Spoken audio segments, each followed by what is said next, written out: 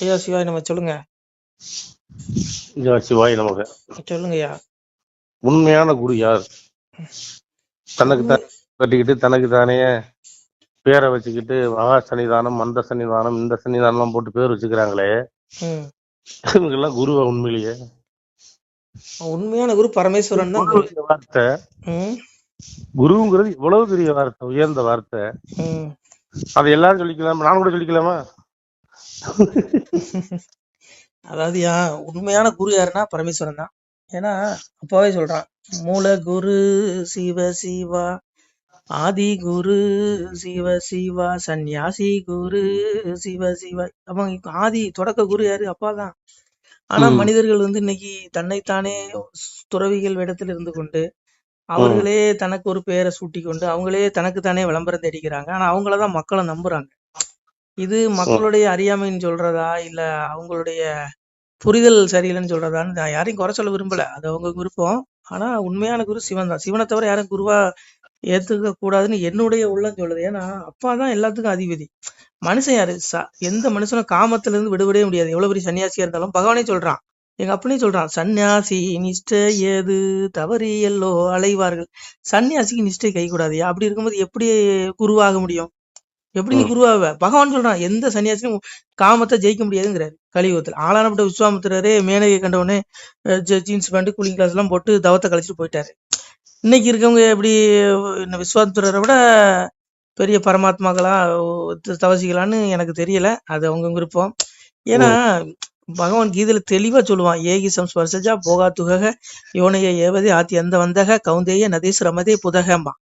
அதாவது என்ன சொல்றான், புலன்களும் புலனுகர் பொருட்களும் ஒன்று சேரும்போது ஏற்படுகின்ற போகங்கள் உலக பற்றுடையவர்களுக்கு சுகமாக தோன்றிய போதிலும் அவை நிச்சயமாக துக்கத்திற்கு காரணமாகவே அமைகின்றன. மேலும் ஆரம்பமும் முடிவும் கொண்டவை, அனித்தியமானவை. ஆகையால் அறிவாளி அவற்றில் இன்புறுவதில்லைங்கிற எங்க அப்பன்னு சொல்றான். அப்போ என்ன சொல்றான், மகனே, இந்த பூலோகத்துல என்னென்ன வஸ்துக்கள் உனக்கு கண்ணுக்கு என்னென்ன புலப்படுதோ, ஆடம்பர பொருட்கள், இதுல பெண் பொன் மண்ணு, பெண் பொன் மண்ணு, 3 மாயை. இந்த 3 மாயையும் நீ இன்பம் நினைப்ப. இது புலன்களுக்கு விருப்பமா இருக்கும், நீ அதை அடையணும்னு தோண்டிய மனம் இழுக்கும்.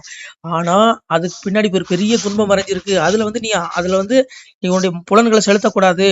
இந்த உலக பற்ற நீ ஜெயிக்கணும். உலக மாயை, இந்த உலக பொருட்கள் மேல பற்று வைக்க கூடாது.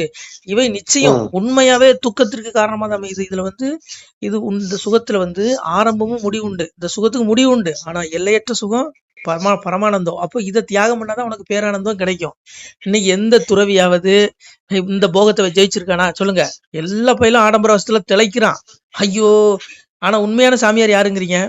பகவான் சொல்றான், வருவோம் நாம் இறப்பன் பரப்பன, இறப்பனை கை கொண்டார் இணையத்தார் மாமுனியே, பரப்பனை கை கொண்டார் பரம் ஏத்தார் மாமுனியன்னு அன்னைக்கு முனிவன் கேட்கும்போது எம்பெருமா சொல்றான், கலியுகத்துல இறைவன் எப்படி வருவானா, அதாவது இறந்து குடித்தல் என்றால் பிச்சை எடுத்து உண்பவன். அந்த கோலத்துல நான் வருவேன் மக்களை சோதிக்க. அந்த கோலத்துல நான் ரோட்டோரம் படுத்திருப்பேன், சாக்கடோரம் படுத்திருப்பேன்.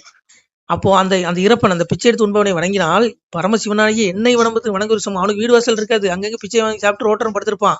பரப்பனை கை கொண்டார் பரம் ஏத்தார் மாமுனி, அந்த பரதேசமாக வீடு வாசல் இல்லாது அங்கங்க பிச்சை வாங்கி சாப்பிட்டு படுத்து கூட போவாருங்க. அவனை வணங்கினா பரமசிவனாகி என்ன வணங்குற சமம். அவன் தான் உண்மையான யோகிங்கிறான்.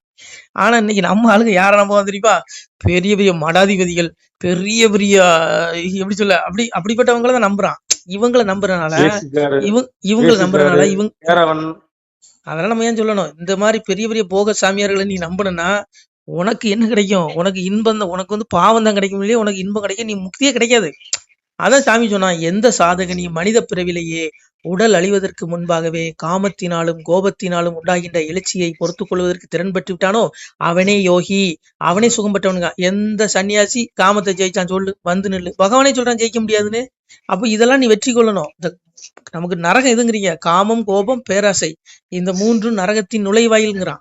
இந்த 3ஐயும் ஒருத்தன் ஜெயிச்சாதான் அவனுக்கு அமைதி கிடைக்கும், அவனுக்கு தான் பேரானந்தம் கிடைக்கும், அவன் தான் நிம்மதியா வாழ முடியும். இந்த 3 எல்லா மனுஷனுக்குள்ளயும் இருக்கு, எனக்குள்ளயும் இருக்கு, பேசுற உங்களுக்குள்ளயும் இருக்கு, எல்லா துறவிகளுக்குள்ளயும் இருக்கு. அப்ப இதை வெற்றி கொள்ளணும். இதை வெற்றி கொண்டா அவன் குரு. எவன் வெற்றி கொண்டான் சொல்லுங்க? வர சொல்லுங்க லைன்ல ஒருத்தனையும். அதனால மக்களை நான் குற்றம் சொல்ல மாட்டேன், அவங்களையும் குற்றம் சொல்ல மாட்டேன். சரி, அவங்களுடைய இயல்பு, அவங்களுடைய கர்மா அதை செய்ய வைக்குது. நம்ம ஏன் அடுத்தவங்களை குறை சொல்லிட்டியா? விடுங்க. பகவான் சொல்றான், எவனையும் குருவா ஏற்றுக்கொள்ளாது, அப்பாதான் குரு. அதான் சொன்னான், இறப்போரின் முகம் பார்த்து ஈவதுவே நன்றாகும், பரப்போரை கை சேர்த்து பணிவதுவே நன்றாங்க. இறப்பன் என்றால் இறந்து கொடுத்து பிச்சை வாங்கி சாப்பிடுவான், ரோட்டோரும் கிடப்பான், ஏகபரா குரு பிச்சைன்னு சொல்லிட்டு திருவோட கிடப்பான். அவனை நீங்க என்ன சொல்லுவீங்க, நாத்தம் பிடிச்ச சாமியாருமி, அவன் தான் உண்மையான சாமி, அவன் தான் இறப்பன், அவனை வணங்கணுங்கிற, அவனை வணங்கினா இறைவனை வணங்குறதுக்கு சமம், அவனுக்கு தான் பிச்சை கொடுக்கணுங்காரு.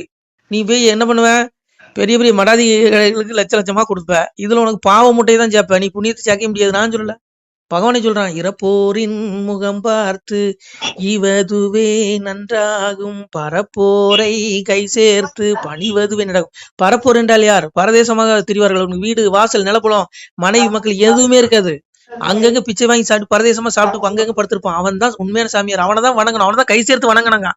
நம்மால் யாரை வணங்குவாங்கிறீங்க, பெரிய பெரிய உத்ராட்சத்தை போட்டுட்டு தங்கத்துல உத்ராட்சத்தை கோர்த்து போட்டுட்டு பெரிய சிங்காசனத்துல உட்காந்துருக்கவன தான் வணங்குவான், அவனை வணங்கினா நீ பெரிய பாவிங்கிறான் பகவான் சொல்றான், அப்பா சொல்றான் சிவபெருமா. அதனாலங்க இந்த மனிதர்கள் நம்ம புத்தியும் சொல்லக்கூடாது, புத்தி சொன்னாலும் பெரிய பிரச்சனையாகும்.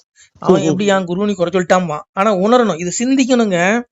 அதனால இவர்கள் யாருமே குரு கிடையாது. யாரு குரு? எவர்களுடைய மனம் புத்தி பரமாத்மாவில் ஒன்றி இருக்கிறதோ, சச்சிதானந்தமயமான பரமாத்மாவிடம் எவருக்கு இடையிலாத ஐக்கிய நிலை ஏற்பட்டு இருக்கிறதோ, பகவானை மட்டுமே சார்ந்திருக்க அத்தகைய மனிதர்கள் ஞானத்தினால் பாவமற்றவர்களாகி திரும்பி வருதல் இல்லாத நிலையை, அதாவது பிறவா பெருநிலை அடைகிறாங்க. அவன் தான் முக்திக்கு போறான், அவன் தான் யோகிங்கிறான். இவன் 24 மணி நேரம் பரமாத்மா சிந்திச்சுட்டு இருக்கானா? கிடையாது.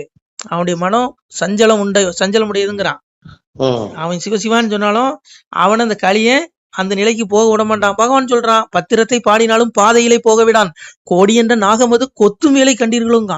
சன்னியாசி நல்லா உத்ராட்சத்தை போட்டுட்டு பட்டையை போட்டு உட்காந்து சிவசிவான்னு சொல்லுவான். ஆனா அவனுடைய கர்ம களி என்ன பண்ணுமா, களிய அவனை காமிச்சில் இழுத்துட்டு போயிடுவான். அவன் பத்திரத்தை பாடினாலும் பாதையில போக விட மாட்டான். அப்பா சொல்றான், சிவபெருமான் சொல்றான். அப்பா வார்த்தை பொய்யாகுமா சொல்லுங்க? இது சிவன் சொன்ன வார்த்தை, பொய்யாகுமா? சிவன் வார்த்தை பொய்யாகுமா சொல்லுங்க? சொல்லுங்க. அப்ப எப்படி நீ யாரை நான் குருவா ஏத்துக்கிறது? நான் பாருங்க, நான் உலகத்துல மனுஷனா பிறந்த எவனையும் குருவா ஏத்துக்கிறது எனக்கு அந்த பக்குவம் எல்லாம் ஏத்துக்க மாட்டேன். எனக்கு குரு எங்க அப்பா ஒருத்தன் தான், சிவபெருமா தான். அதே மாதிரி சிவனடியார்கள் பாருங்க, யாரையும் குருவா ஏத்துக்க மாட்டான், சிவனை தவிர அவன் எவனையும் குருவா ஏத்துக்க மாட்டான். அதனாலங்க பாருங்க, சராசரி மனிதர்கள் பாவம், அவங்க அறியாமை, சரி ஏதோ படியிலே நிக்கிறாங்க, எல்கேஜிலே நிக்கிறாங்க, வெறும் பூஜை புனஸ்கரம் தீப தூபத்திலே நிக்கிறாங்க. இது முதல் படியா? சரியை கிரியை யோகம் ஞானம் என்று சொல்லி தாண்டிய களியாச்சே சிவனே. 4வது நிலைக்கு எப்ப போறது? எல்கேஜிலே இருக்காங்க, வெறும் மணியாட்டுறது பூஜை பண்றது அந்த புனஸ்கரத்தோட நின்றீங்க. அப்பாவை தேடுங்க, அப்பா உனக்குள்ளதான் இருக்கான். தன்னை அறிதல் தாங்க முழு நிலை, உனக்குள்ளதான் இருக்கான். அப்பாவை தேடு. உனக்கு அவன் சொல்லுவான், உனக்கு ஜீவன் முக்தி கொண்ட வழி தன்னை அறிந்தொன்றால் தலைவனை நீ அறிவாய் மகனே, என்னை அறிந்தவருக்கு ஈசன் வழி சொல்லுகிறேன், கண்ணாலே கண்ணாலே காணுமப்பா வழியதுதான், மண்ணில் மூவாசை உங்களுக்கு மாற்றானா இருக்குதடா, என்னை கண்ணாலே கண்டதுனால் கழிதிருவன். 3 ஆசை பிள்ளைகளையும் பெண் பொன் மண் 3 மாயை உங்களுக்கு இருக்கும், என்னுடைய மாயை தான். அதுவும் அந்த 3லேருந்து நான் உங்களை ஜெயிக்க வச்சு உங்களை இரவா பெருநிலைங்கிற அந்த மோட்சை விடுதலை கொடுப்பேங்க. அப்போ நீங்க எவன் சன்னியாசிங்க சொல்லுங்க? எவன் குரு? சாமி தெளிவா சொல்றான், எவன் எதையும் வெறுப்பதில்லையோ, எவன் எதையும் விரும்புவதில்லையோ அந்த கர்மயோகி எப்பொழுதும் சன்னியாசியேதான் என்று அறியத்தக்கவன்க. யாரு சன்னியாசி? சன்னியாசி எதையும் விரும்ப மாட்டான், ரோட்டோரம் படுத்திருப்பான், எதுக்கும் ஆசைப்பட மாட்டான், எதையும் வெறுக்க மாட்டான், அப்படி நடுநிலையா இறை நிலையில அப்படியே மூழ்கி இருப்பான். அவன் தான் உண்மையான சாமியாருங்க. புரியுதா உங்களுக்கு? அவன் தான் சன்னியாசி. சும்மா அப்புறம் பெரிய பெரிய மடத்தை கட்டி வச்சுக்கிட்டு நான் சாமியாரு, நான் ஆசீர்வாதம் பண்றேன்னா, அட பாவி, உன்னோட பாவத்தை மன்னிக்கிறதுக்கு 100 சிவபுரமா வேணும், நீ யாரு பாவத்தை மன்னிப்ப? பாருங்க, அப்பா சொல்றது தயவுசெய்து கடைசியும் சொல்றேன், அப்பா அதான் சொல்றான், சர்வதர்மான் பரித்தியச்சிய மாமேகம் சரணம் பிரஜாகத்வா சர்வ பாபேபியம் மோசைசியாம சுசகாங்கிறான். அதாவது என்ன சொல்றான்? செய்ய வேண்டிய கர்மங்கள் அனைத்தையும் என்னிடம் அர்ப்பணம் செய்துவிட்டு சர்வ வல்லமை பொருந்திய, என்ன சொல்றான்? சர்வ வல்லமை பொருந்திய எல்லாவற்றிற்கும் ஆதாரமான பரமேஸ்வரனான என் ஒருவனையே சரணடைவாயாக, நான் உன்னை பாவங்கள் அனைத்திலிருந்து விடுவிப்பேன், வருந்தாதேங்க. அப்போ ஒருத்தனுடைய பாவத்தை மன்னிச்சாதான் அவனுக்கு மோட்சம் கொடுக்க முடியும், அவன் துன்பத்திலிருந்து விடுபட முடியும், அவன் கர்மாவை நீக்க முடியும். அப்ப இத்தனையும் செய்து பரமேஸ்வரனாக எங்க அப்பா சிவபெருமான் ஒருத்தனாலதான் முடியும். எந்த சாமியாரால முடியும் சொல்லியா? யோகி சத்குருவால முடியுமா? பேர் வச்சுக்கலாம், சத்குரு அந்த குருன்னு. என்ன எல்லாம் போகிகள் தான்யா. கலியுகத்துல பிறந்த எல்லா பயிலும் போகி தான். நான் எவனையும் சாமியாரை ஏத்துக்க மாட்டேன். எல்லா பயிலுக்குள்ளையும் காமம், குரோதம், கோபம் எல்லாம் இருக்கு. புரியுதா உங்களுக்கு? அப்புறம் யாரு சாமிங்கிறீங்க? சாமி யாரு சொல்லுங்க? அதனால பெரிய சாமியார் யாரு தெரியுமா? விவசாயி இருக்காம பாருங்க, ஏழைப்பாளிகள் விவசாயம் பண்றான் பாருங்க, அவன் உண்மையான அவன் தான் மோட்சம் அடைவான். இந்த காடு கரையில களை வெட்டுது பாருங்க, அந்த பிள்ளைங்க மோட்சம் அடையும். ஏன்னா நான் சொல்ல, பகவான் சொல்றான், அதாவது கர்மயோகம் சந்நியாசமும் கர்மயோகமும் வெவ்வேறு பயன் தரக்கூடியவை என்று அறியாதவர்கள் கூறுகிறார்கள். அதாவது கர்மயோகம் சன்னியாச யோகம் இந்த ரெண்டுமே மோட்சத்தை நல்கும். ஆனா கர்மயோகம் பண்றவன் புண்ணியவான்.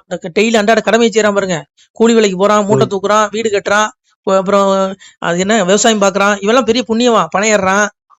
இவன்லாம் கர்மயோகிங்க. இவன் மோட்சத்துக்கு போயிடும். அந்த பிள்ளைகளை மோட்சத்துக்கு போயிடும். சும்மா அந்த பூஜை நெத்தியில பட்டையை போட்டு கொட்டையை போட்டு உட்காந்து சிவசிவான்னு சொன்னா மோட்சத்துக்கு போக முடியாது. எப்படி போவேன்? உடனே ஆட்கொண்டுருவானே. 4 ரூம் நீ தனியா இருந்தாலும் உனக்கு கலியம் உள்ள பூந்து உனக்கு காமத்தை கொண்டு வந்துருவான். எப்படி நீ இது பண்ணுவேன்?